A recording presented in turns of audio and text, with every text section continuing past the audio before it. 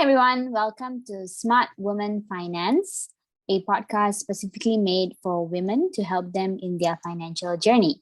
Together with me is Pauline Teo Hi, everyone. Nice to see you guys again.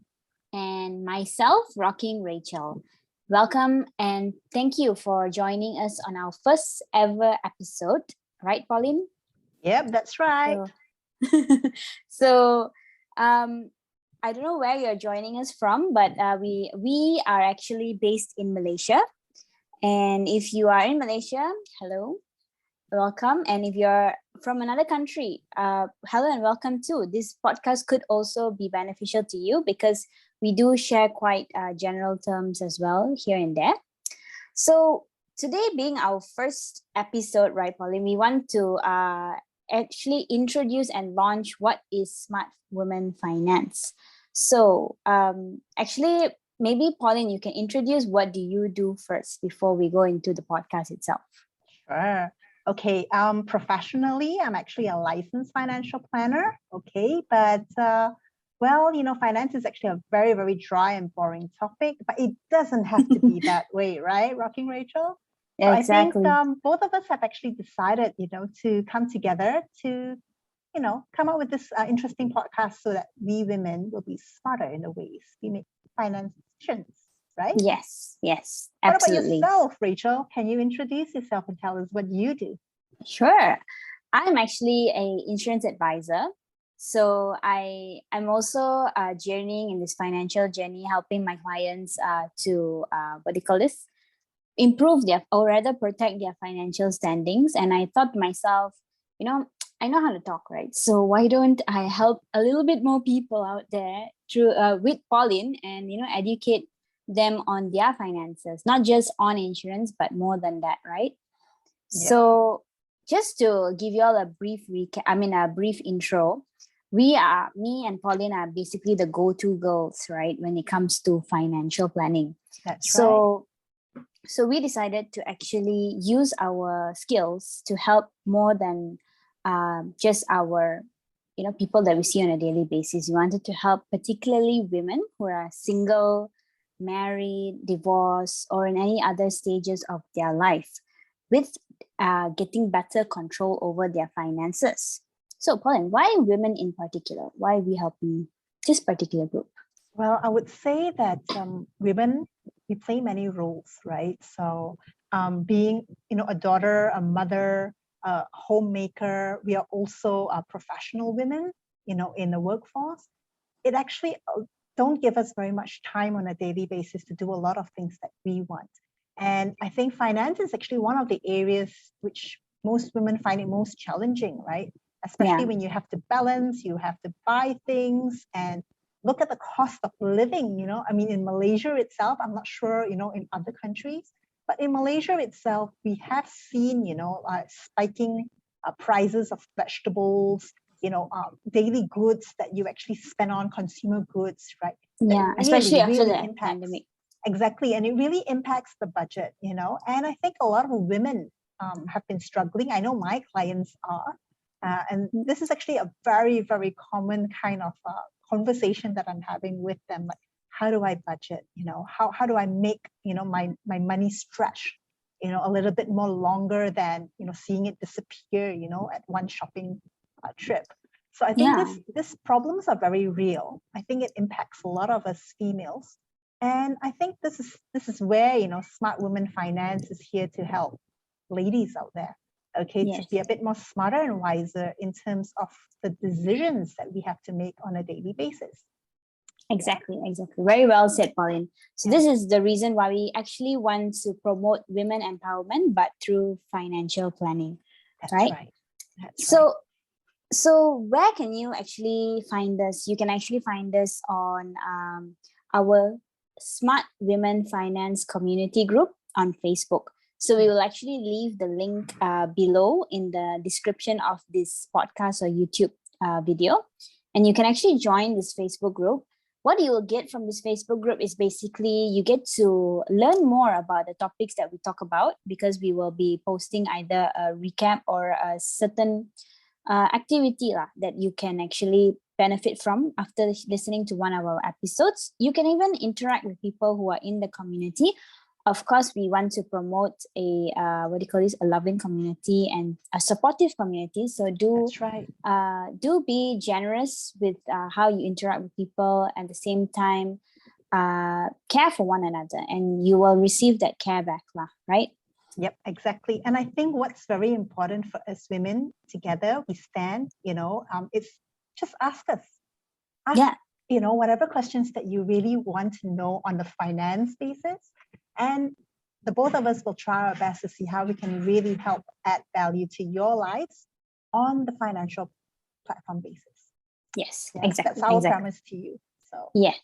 Yeah. So you can actually listen to our podcast on Spotify, Apple Podcasts, or you can subscribe to our YouTube channel. We will actually be releasing new content every 2 weeks right here.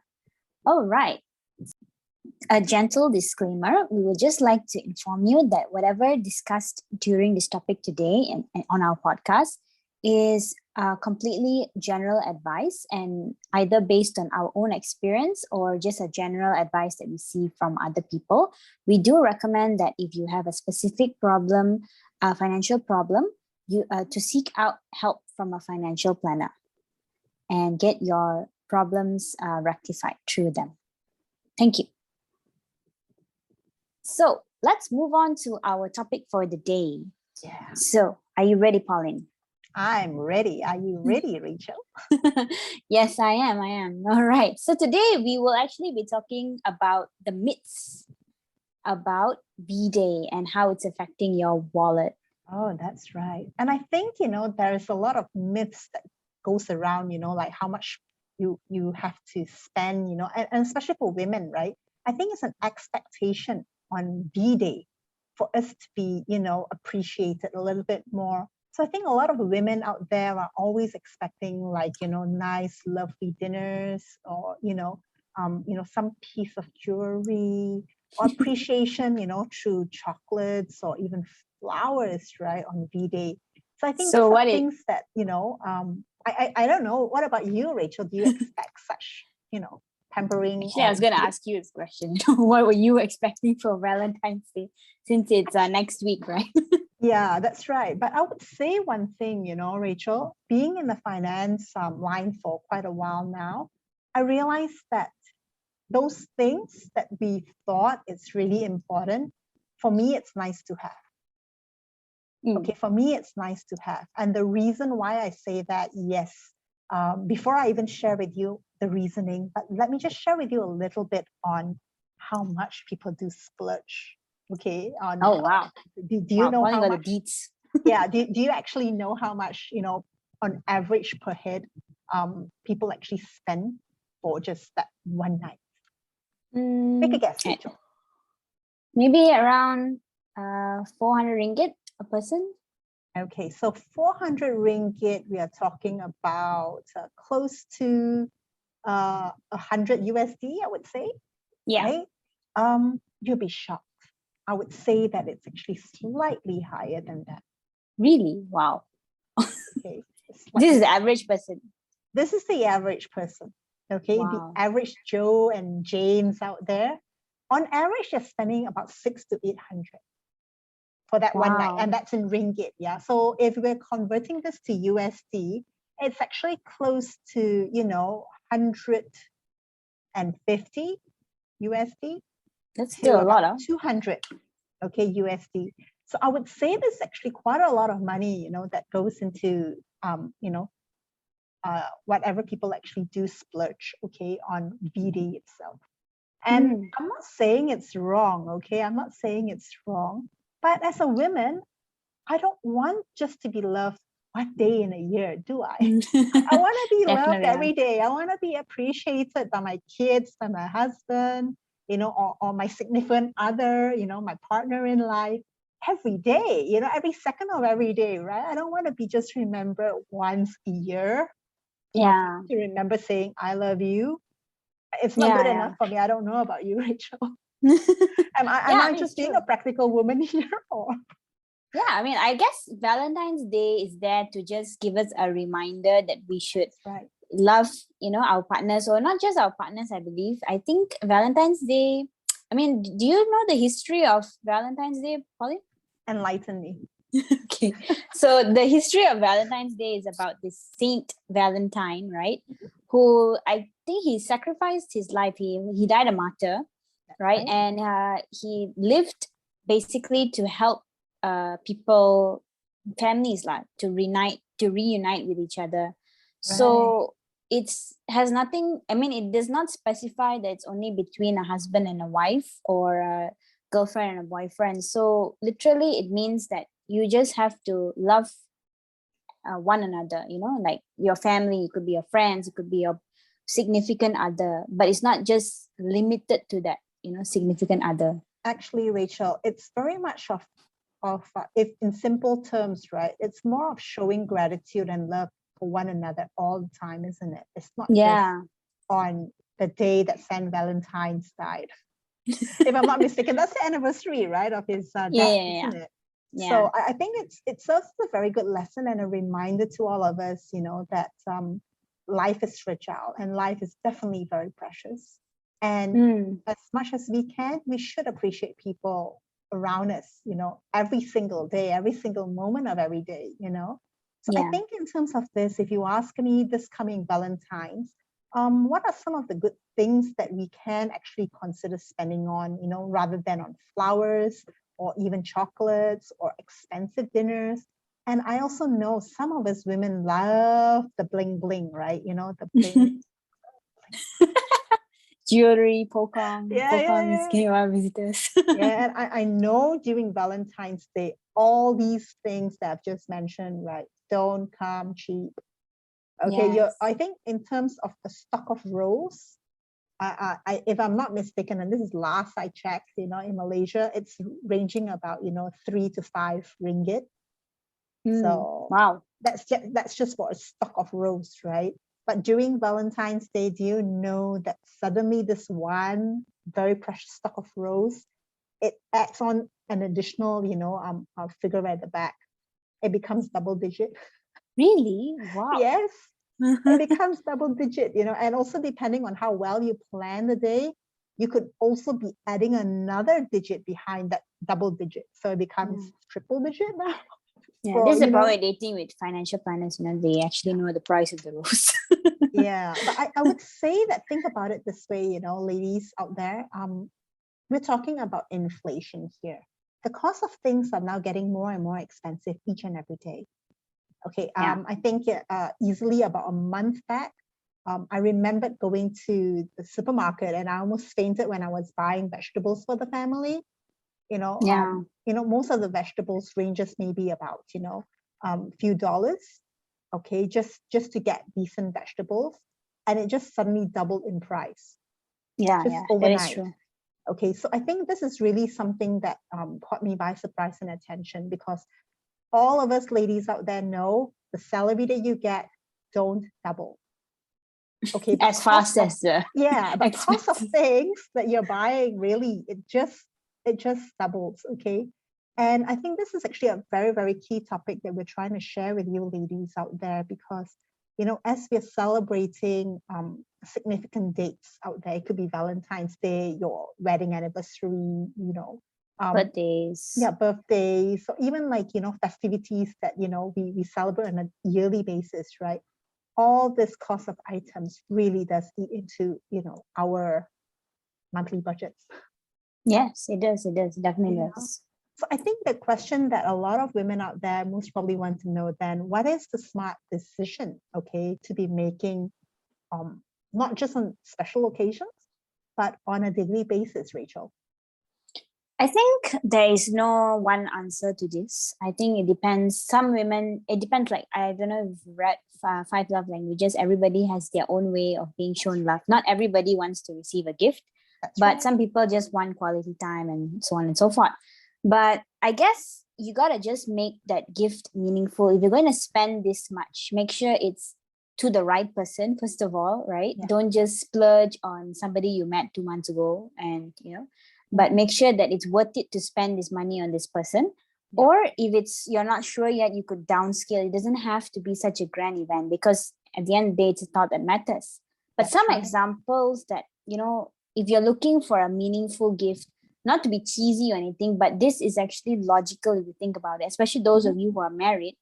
You should actually consider taking your spouse out on a date to visit an insurance planner, to look at your insurance planning, because love at the end of the day is about taking care of one another. So this product, insurance, is actually designed for that. So insurance products should actually be looked over on Valentine's. It could be a reminder for you, like, hey, have I actually planned out for my spouse what's going to happen if I'm no longer here? Especially as women, we take up so many roles in the family. So if I'm no longer here, can my husband support my family alone, or does he need my help financially? It maybe he does need my help emotionally, but what do you call this? He may need to hire a maid. Does he have the financial resources for that? So what can I do to help him out? So when you have this discussion with your insurance advisor, you are able to secure a plan where you can really like make loving each other forever a possibility, because you may not live forever, but that policy will live forever. I think you've just brought up a very, very interesting point as well. I think, if you're asking me, in Malaysia, quite a number of people have, lost their jobs, or, last year itself, or due to COVID, right?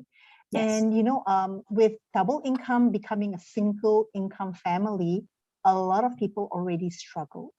Okay. And for the life of me, I have real case studies out there whereby, a family have lost loved ones during, the pandemic.